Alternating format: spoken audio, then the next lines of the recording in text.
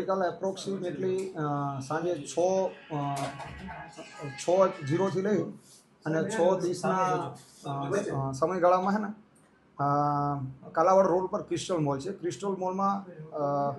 Crystal મોલના આયોજકે ઓર્ગેનાઇઝરે લાલો મૂવીના એક્ટર, ડાયરેક્ટર, પ્રોડ્યુસર અને સ્ટાર કાસ્ટને બોલાવી અને પ્રમોશન માટે એક આયોજન કરેલું.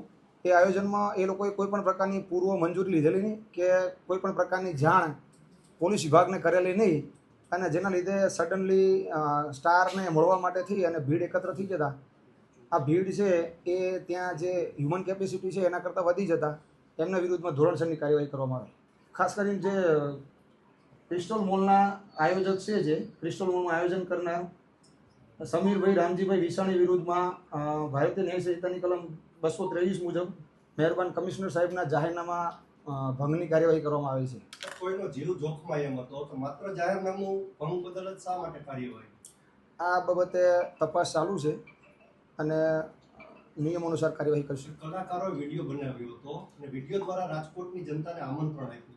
તો પહેલેથી તકેદારીના ભાગરૂપે કંઈ પણ મંજૂરી તો નહોતી લીધી, પરંતુ પ્રાઇવેટ સિક્યુરિટીની પણ એટલી વ્યવસ્થા નહોતી. તો મોત થાત તો સાહેબ જવાબદાર કોણ રહેતા?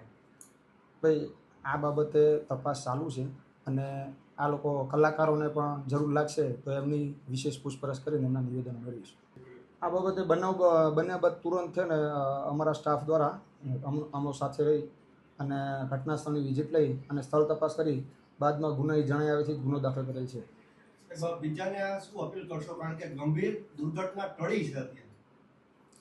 ભવિષ્યમાં અમે રાજકોટની જાહેર જનતાને તેમજ રાજકોટના તમામ આવા મોલ કે કોઈ પણ પ્રકારની ઇવેન્ટ કરતા આયોજકોને અમે એવી અપીલ કરશું, કોઈ પણ પ્રકારનું આયોજન કરવામાં આવે તો જરૂરી નિયમોનુસારની તંત્ર પાસેથી મંજૂરી મેળવી બાદ તકેદારીના પૂરતા પ્રયોજનો કરી અને કોઈ પણ પ્રકારનું આયોજન કરવામાં આવે જેથી આવી ઘટના ન ઘટે.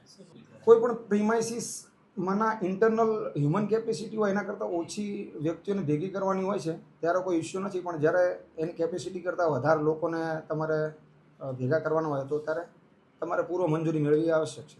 ગઈકાલે કેટલી સંખ્યા હતી અંદાજિત? અંદાજિત 2000 લોકોની ભીડ હોય છે.